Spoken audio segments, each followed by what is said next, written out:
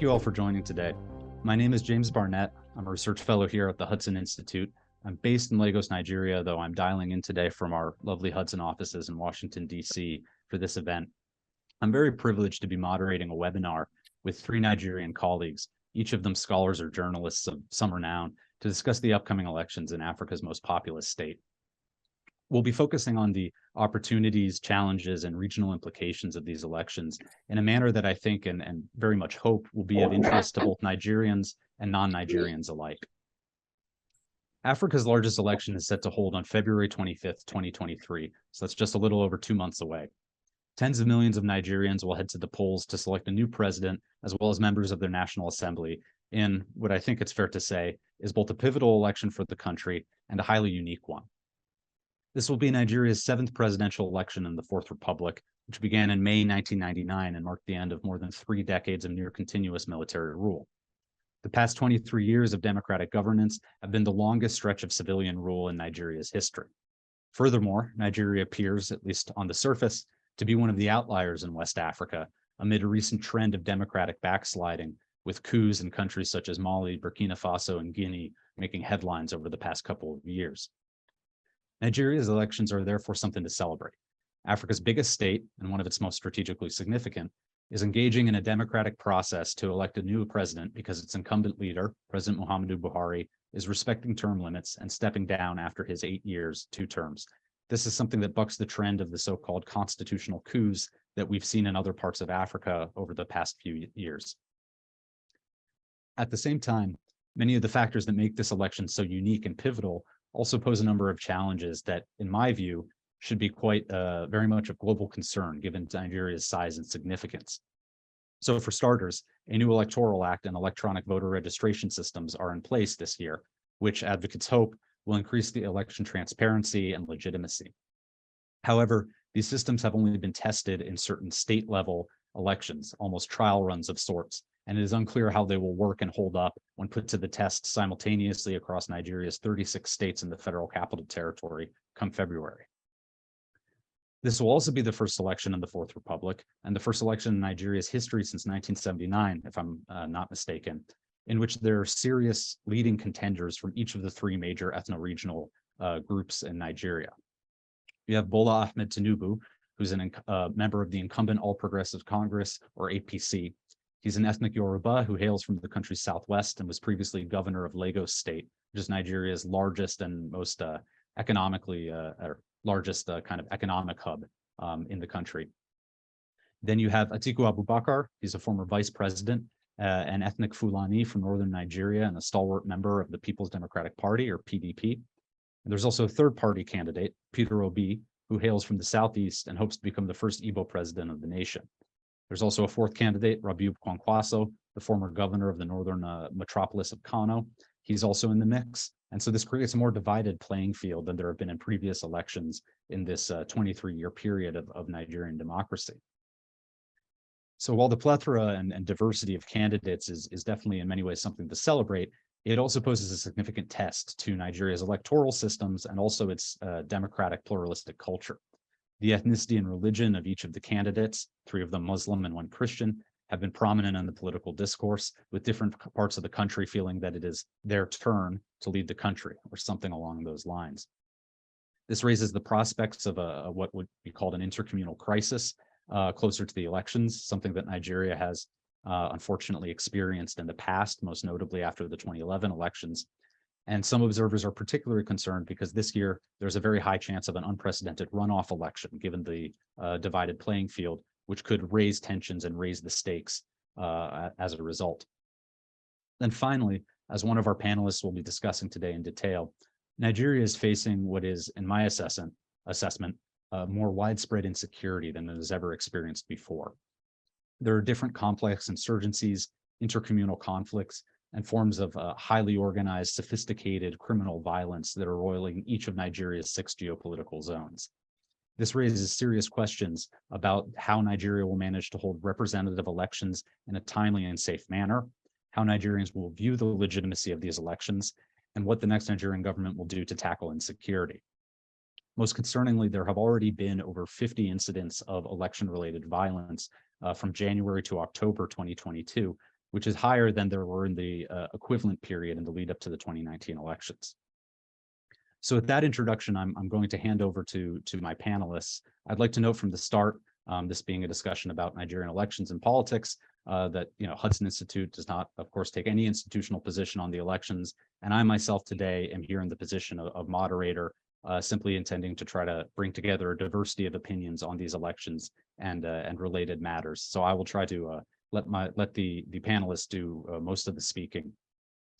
So without further ado, our first panelist is Professor Jibreen Ibrahim, who's a senior fellow at the Center for Democracy and Development, also known as CDD West Africa, in Abuja, the capital of Nigeria. CDD is Nigeria's leading think tank, where I'm also privileged to be a fellow. And this is due in no small part to the tireless work of Professor Ibrahim, who is director of the center from 2006 to 2013.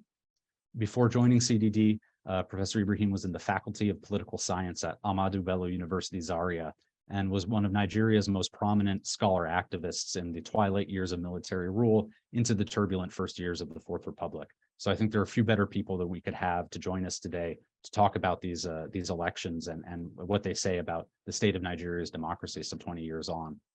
He's a prolific writer of academic books and articles, a popular columnist for many Nigerian papers, and also an editor on a number of volumes published by CDD, including one on terrorism in Nigeria that will be published next year.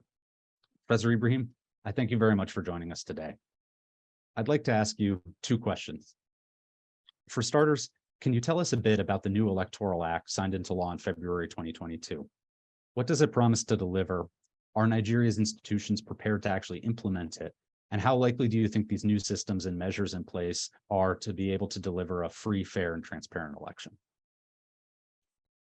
I think maybe the first point to make is that there's always a need to fix electoral laws in this country because these laws have a lot of measures to address difficulties and challenges in elections, but the political class is highly adept in going around these laws.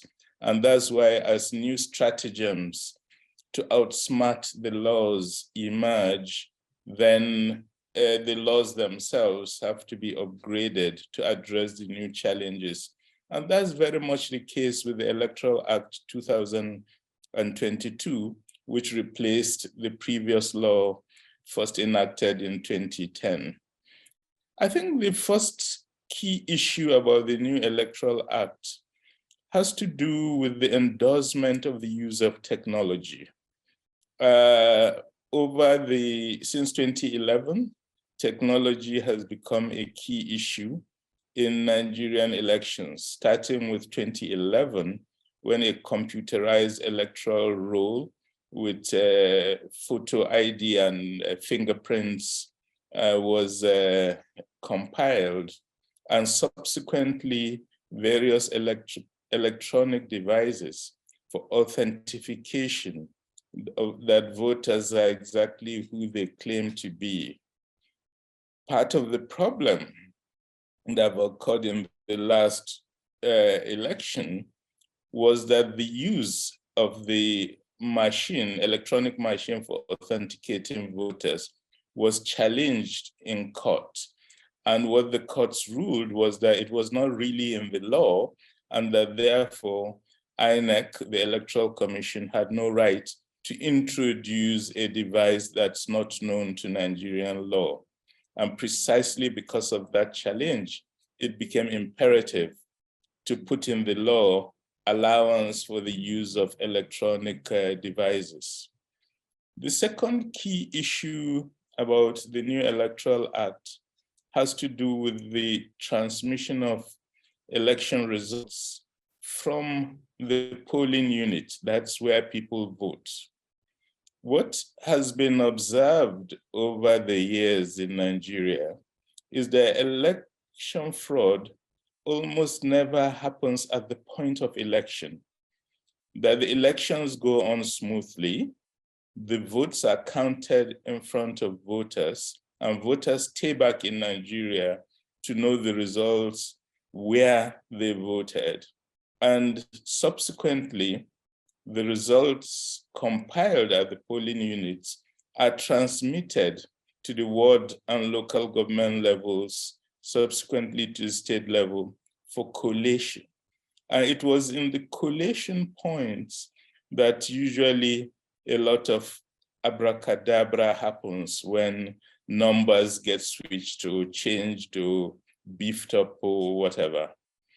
The idea therefore emerged that if you could transmit the results directly from the polling units to a national center, then it becomes difficult to change the numbers in collation centers. And that was how the idea of electronic transmission of results emerged. And the technology itself is quite basic. It's simply when the votes are compiled at the polling units, a photo is taken and a JPEG image is transmitted. But the big innovation is that it's transmitted to a public portal where all Nigerians can access and basically see the results as they are counted in the polling units. So that's another huge new innovation in the Electoral Act. The third major issue in the Electoral Act has to do with nomination processes for candidates within parties. We have a law that spells out in great detail that for you to emerge as a candidate contesting for a party, there must be primaries held, and in those primaries that you contest, and that thirdly, your votes in that context are the highest among the possible candidates. These are basic and assumed to be unproblematic everywhere in the world, but not in Nigeria, where primaries will take place, candidates would win the primaries, and subsequently, party officials will change the names of the winners and substitute them with other names who may have offered financial rewards or who may have other holds over the party that would want to substitute their names for those who actually won. So there has been a long-standing demand that the law should be very clear that if you do not contest in a party primary, and if you didn't score the highest votes in the primaries, you are not the candidate for that party. So that clarification also comes out very clearly in the new Electoral Act. So these are some of the key measures why people are very excited about the new Electoral Act and feel that it will create conditions to reduce fraud and improve the sanity of the electoral process. Thank you very much, sir. That was a very helpful rundown of these the new electoral measures, which I know can sometimes be a bit complicated with all the debate that's been happening over the past 2 years about them. I think that's a very helpful explainer. I'd like to ask you a second question, which is to home in a bit more on the actual campaigns itself, which have by this point been going on for several months. So I'm curious, in your view, what are the main campaign issues this year, and do these differ from previous elections? Sometimes people say that some people will try to reduce Nigerian elections to solely matters of ethnicity. Others have pointed out there's been some good scholarly work in the past few years that, for example, 2015 and 2019, there was a lot of talk about insecurity, corruption, kind of big campaign issues such as that. So I'm curious, in this instance, are we seeing a similar types of issues being discussed? Are there new issues this year that we haven't seen in previous elections? And then kind of more broadly, I guess I would ask, how would you kind of assess the campaign rhetoric in terms of, has it largely been healthy and constructive and substantive, or has it been very much divisive and lacking in substance, or perhaps some combination of both of these, a little of one and a little of the other? Your problem, James, is that you are posing a rational question, and in Nigeria, it's always a trap to pose a rational question. The real question that Nigerians are debating is not what are the campaign issues, but rather the real question is, can the key candidates campaign? And this new question that has held the country's rapt attention for some time is due to the fact that at least two of the leading candidates, that's the candidate of the ruling APC party, Bola Tinubu, and the candidate of the PDP, Atiku Abubakar, are rumored to be extremely sick due to old age. And precisely because of their alleged state of health, the question before everybody is that, can these two people attend a media debate, for example, and answer questions for 30 minutes? Nobody is even talking of 1 hour. And the response of most Nigerians is that they cannot. They're too sick, they're too weak to be able to do that, in spite of the access they have to the best medical conditions. And this has become the issue because these two candidates have avoided a context in which they openly debate with other candidates and have to answer questions from audiences that are not already on their side, as it were. And you need to put in context also the fact that the campaign period for this election is extremely long, is almost 4 months.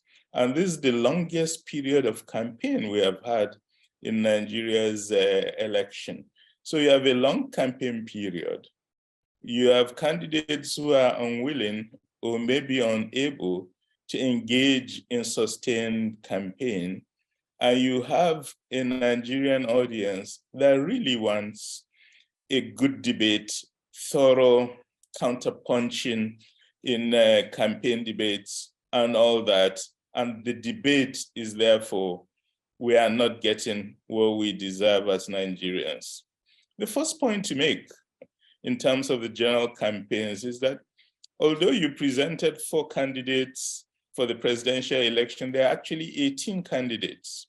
And the other candidates are not considered to be serious candidates or candidates capable of generating significant votes. Therefore, people don't even mention them. But I think it's only fair to admit that, first of all, we have 18 presidential candidates contesting, but that except the 4 that you mentioned, the others are not likely to get a lot of notice in the electoral campaign. Now, the fact that you have 4 leading candidates creates a completely novel situation for Nigeria, where we are used to, for each election, there will be 2 leading candidates. And when there are 2 leading candidates, it becomes easier to try to work out which one of them is leading in terms of the intention of votes of voters. With 4, it becomes problematic because you are now thinking of not just who are the 2 leading ones, but among the other 2, who will steal votes from the other 2 key leading candidates, and therefore create complications in terms of who will emerge. I think this is a very good development because it does make the election very open. And there have been a few predictions about who may or may not, but the fact of the matter is that it becomes very difficult to tell who will benefit from the fact that you have 4 candidates that are all attracting significant votes from voters, or capable rather of getting significant votes. So that brings us to your question of what are the debating issues about? I think the problem with the debating issues is that in Nigeria, there are a number of things that people are concerned about. First and foremost, there is the insecurity in the land, and people want to know which of those candidates is best capable of addressing insecurity in the land. The second key concern for Nigerian citizens has to do with the very high level of public corruption. And people want to know what would be the attitude of these candidates should they win in terms of combating corruption. The third key issue is that the economy is in serious crisis. The currency has crashed. There's hyperinflation, and the cost of living crisis the country is in is a very serious one and needs to be addressed immediately. What are the candidates saying about these campaign issues?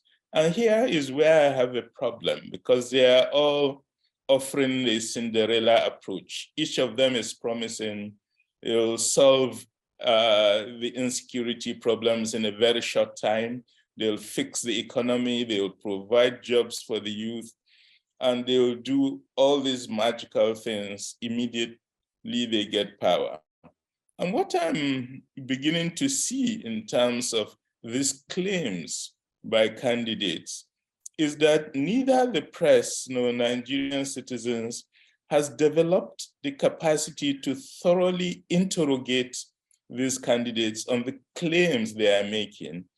And while it is true some of the candidates are not allowing themselves to be in a situation where they are questioned, the fact is even those that are not being challenged by thorough questioning of their capacity to meet the claims they are making. And moving forward, this is really something I think that Nigerians deserve: thorough interrogation of the candidates to make sure they are able to defend the claims they are making, rather than just having a situation in which they claim every magical possibility and stop at that, which we all know is not going to take the country anywhere. I'll stop here. Thank you very much, Professor, for that terrific overview, both of the kind of the new mechanisms in place, the technology, and that whole aspect of the elections, but also looking at the campaign and the kind of the questions about each candidate and how Nigerians view them. I think that that's very helpful, and kind of it's good to, I think, in my own view, to try to avoid some of the hyper focus on the political horse trading that kind of dominates the Nigerian media these days, and to zoom out to look at the bigger issues, which I think you did a great job of explaining for us. So I thank you for that. And I think that this is a great segue into our next panelist, Dr. Michael Nwangpa. Dr. Nwangpa is the director of the Center for African Conflict and Development in London.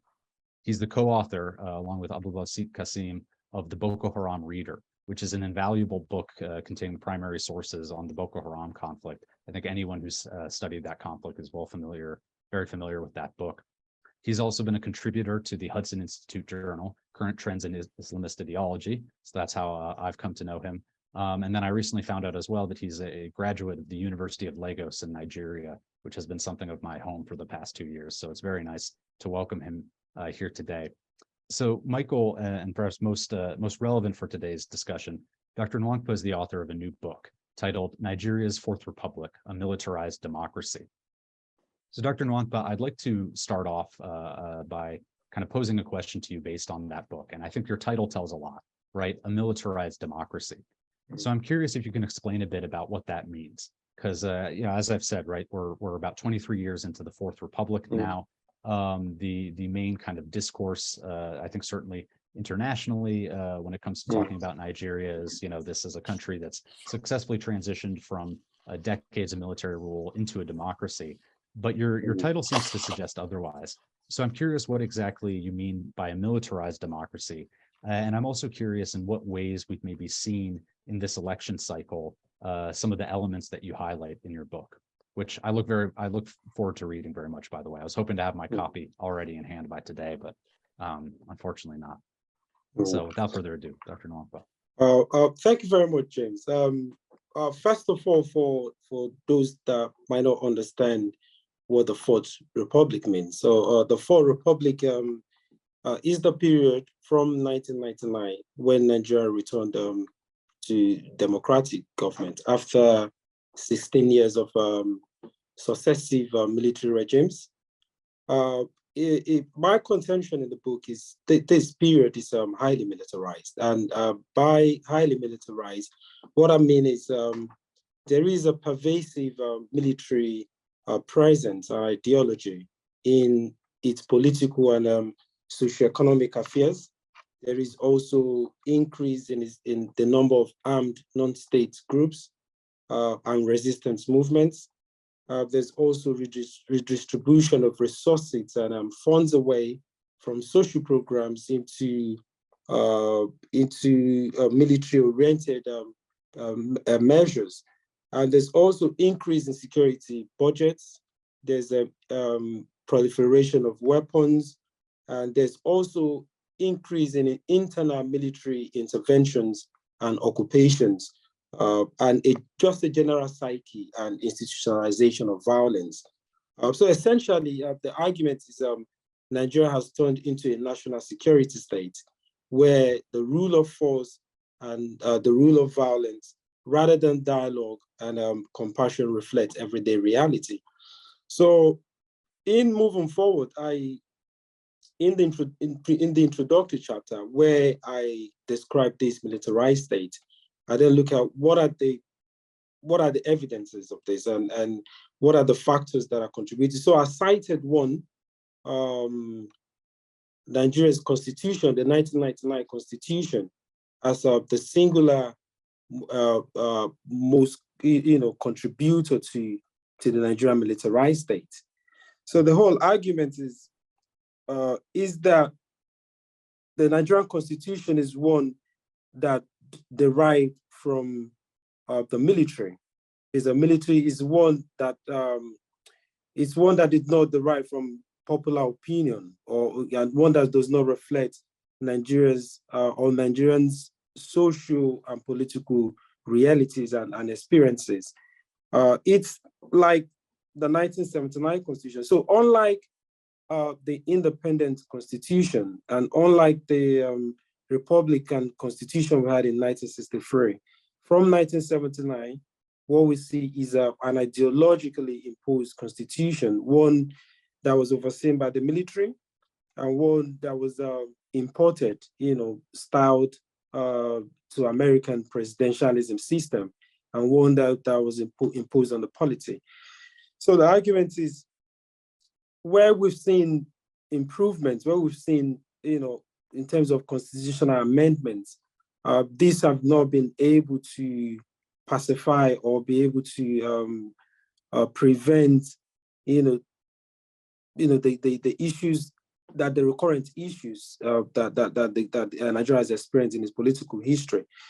So the whole argument is in Nigeria's political culture, there are two events,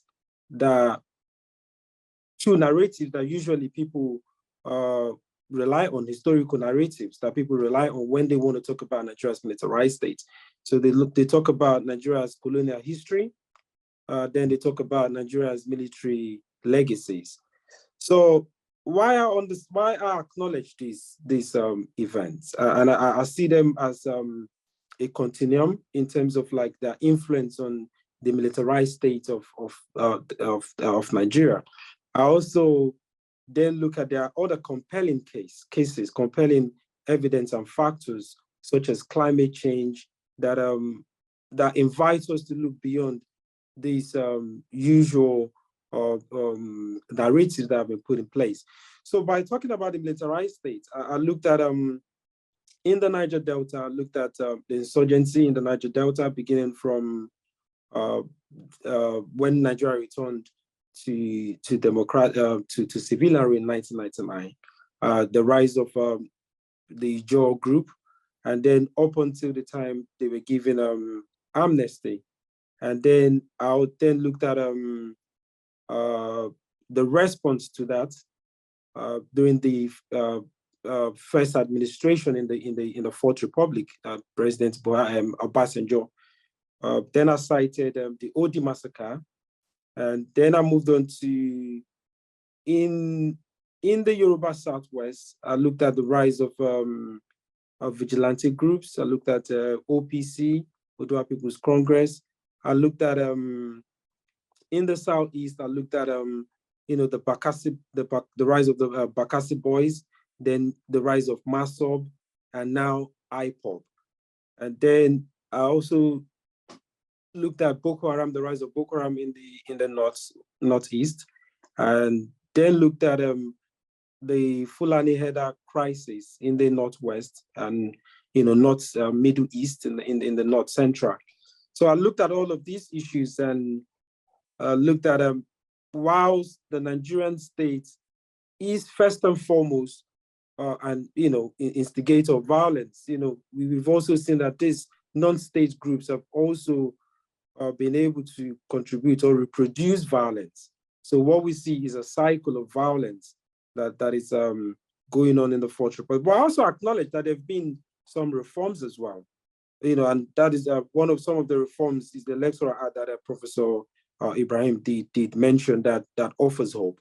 And then again, I also mentioned that whilst in the military regime where you have blatant plunder of resources and violence was very, very brazen, the application of violence here, you've seen a very sophisticated way, and that's why I introduced neo-patrimonialism and all these issues through the security votes. So I mentioned the security vote as a new lens through which corruption is being entrenched, violence is being entrenched. So states, federal governments, state governments, through the security votes, have incentive to create insecurity or allow insecurity in the country or the situation for them to be able to then plunder resources. And this has been taking resources away from social programs into military-oriented programs. So these are some of the issues that I reflected upon when I talked about militarization in the Fourth Republic. Thank you very much, Dr. Nwankpa. I think you touched on a lot of different aspects there that are kind of very important to understand some of the structural issues that Nigeria is facing today into these elections. And of course, one of the things that you also raised was the various non-state armed groups that have proliferated within Nigeria, IPOB being one of them, and the ways in which these groups are potentially manipulated by elites in different regions. But also, I think one of the big questions that I have on my mind is, and I'm kind of trying to work through in my own research, is what types of kind of challenges do these groups pose to the elections? To what extent, should we expect that political elites of various stripes might try to employ some of these non-state actors to kind of nefarious ends? And so with that, I'd like to turn to our final panelist, Mr. Murtala Abdullahi. Murtala is a armed violence reporter and assistant editor with Human Angle, which for anyone who follows security in Nigeria is undoubtedly familiar with the great work that news agency does, looking at insecurity, not only within Nigeria, but Africa broadly, and bringing, I think, a very kind of rare perspective that really employs kind of on-the-ground reporters, on-the-ground researchers, as well as technology. They do a lot of very cool stuff with, say, geospatial analysis. That's Murtala's kind of specialty, actually. And I think it's fitting. When I asked Murtala to join this panel kind of last minute due to some scheduling changes, at the back of my mind, I was thinking, well, he might be in Abuja, or he might be in Gombe or Borno or Zamfara. You never know with the Human Angle team. They're kind of all over the place. So he seems to be outdoors somewhere now, and I think we should be able to get some clear connection. So without further ado, I'd like to turn over to him. And Murtala, my friend, my main question to you is essentially, to what extent does the kind of, I think it's probably safe to say, unprecedented geographic spread of insecurity within Nigeria, in terms of kind of each of the 6 geopolitical zones suffering from one form of violence or another, to what extent does that kind of potentially throw into question the ability of the Nigerian state to hold elections, as well as kind of how they might be perceived by the public at large, and then kind of tailing off Dr. Nwankpa's point, to what extent should we be concerned about politicians? Traditionally there's all this talk of political thuggery, with politicians arming young men to go out and cause problems around elections for one reason or another. It seems that today, there might not even be a need for that, because there are so many arms in circulation. There are so many young men who have already taken up arms that, is there even kind of will there be traditional political thuggery as we've seen it, or has kind of the situation changed in your view? Yeah, so thank you, James. Quite a loaded question there from you. Yeah, the conversation will flow from where Dr. Wampa stopped. So the security environment in Nigeria, it's going to shape the elections, because it's a huge part of the conversation. It's what both the politicians and the electorate are looking at.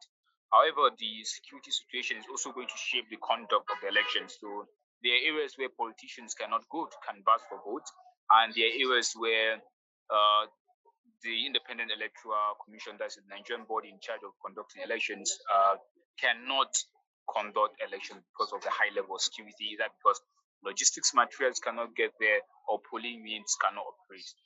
For example, in the southeast of the country, there has been dozens of an attack on election offices. That's a huge threat that did not used to exist in the past. Previously, it was the northeast, where you have the Boko Haram insurgency that has been ravaging that part of Nigeria over a decade, has displaced over 2 million people. Both the displacement and the high security threat had disrupted electoral activity. In fact, in 2015, it was part of the reasons why there were a delay in the election, because authorities wanted to at least make some progress in the counterterrorism operations to allow for more elections. But that part of the country had continued to be a threat in terms of election security, both in 2015 and 2019. But in next year, 2023, the vulnerability in terms of election security has expanded unprecedented levels. We also have in the northwest where there are areas where it will be very, very difficult because of the activities of group of armed militias. Locally, they call them bandits. They continue to attack communities, kill people, attack major highways, which will also serve as logistics corridor for election activities. So these in itself poses a threat to the election in the northwest of Nigeria, and also is in the region where there is presence of a jihadist group. So it's not just in the northeast where now you have activities of jihadist group, we also have it in the northwest. And the north central of Nigeria also there's been increased activity of jihadists, especially this year. That can also be a threat. Although it's not the intensity of violence in the north central is a bit different. We have more communal clashes, which can also have political undertone. That's also a key vulnerability. But also you have a low intensity in terms of terror activity in that region. That can also be a threat. In the southwest of Nigeria, most of the issues there is either involving Togwi and other cultist group and all those kind of activities. This could be a threat. We've also seen where there's been harassment of opposition parties or attempts to use violence to suppress voting in areas where the opposition may have some form of voting block, especially in a place like Lagos. In the south side of Nigeria, you have the militancy that has been going on for a very long time. That in itself poses a threat to the ability of both politicians and the electoral body to move around certain areas. I've also mentioned the southeast where you have the separatist militancy that has been ongoing and getting bad, and electoral offices have been major targets. And so usually what the issue that security forces and both the government have heading towards the election next year is that it's a national election, which means that resources, the ability to deploy security forces across the country is in a high volume, it's not there. Which areas are you going to reinforce? Which areas are you going to reduce security presence? So it's going to be a trade-off. I know there will be prioritization on areas where there will be higher deployment of security forces, but it's going to be a huge problem for them, and I don't know how they intend to navigate it. Usually before, when you have just little areas with high security challenges, deployment becomes easier, but now you have the security threat spread across the country. That's a huge problem. However, there are certain things that can be done to mitigate and reduce the risks heading there, especially risks in the urban areas, and that's why there's a lot of promotion of conversation to help the politicians agree on peace talks, peace agreement. Do not encourage your supporters to adopt violence, and do not promote violence. That only works in the urban areas. Another tactic is to see how much as they can to reduce the flow of arms, and to continue to do some kind of activities to degrade the potential for violence. But in certain areas, it's going to be really difficult, especially in the northwest, the northeast, and the southeast, because of the level of violence in that area. So I think it's one of those elections where Nigerians are in a tight corner. Potentially, there will be lots of people who will be disenfranchised because of the security environment. And again, security is also at the table at the election. People are talking about security, they're concerned because it's affecting availability of food, it's affecting the ability of people to stay in their communities. A lot of people have been displaced across the country. So security is a major priority, but it's also going to shape the ability of people to vote, or if they can, and the ability of politicians to even go out and canvass the vote. Thank you. Thank you very much, Murtala. I think that's a kind of a fitting point to end on. I think we started, in a sense, we kind of progressed from the new kind of exciting opportunities that this election kind of presents. That was, through the insights of Professor Ibrahim, looking at kind of the role that technology is playing, some of the reasons why Nigerians are kind of excited and optimistic about elections. And we kind of progressed into talking about some more of the challenges, particularly those posed by the security, non-state actors, and the threat of security to the elections. So I guess, I would like to just kind of conclude by, by thanking the panelists, thanking everyone for attending, and, kind of calling everyone who's not in Nigeria, who's watching this event, to kind of consider the different perspectives of the panelists that we've had, and to keep an eye on the elections kind of as they progress over the next couple months, and then culminate in the period of, between February 25th, and then the second round of elections will be for gubernatorial races, will be in early March. Because I think that these are, really significant, very significant event happening. I mean, probably, the biggest election on the African continent, tens of millions of voters going out. And I think it really it will be a bellwether, in a sense, of kind of both how Nigeria, the so-called giant of Africa, is going to navigate the different economic, political, social, security challenges that it faces. But also, I think it's kind of a broader test of opinions of democracy in the region, as I mentioned in my introductory spiel, that there's the region has seen some democratic backsliding, and Nigeria has been holding out and moving ahead with elections. And so I would like to just kind of end on that optimistic note, that the fact that Nigeria is having elections is something to to be excited about, for lack of a better word. Though of course we have these challenges still to navigate. And so I hope, obviously, praying for everyone in Nigeria, that there will be, peaceful, free and fair election.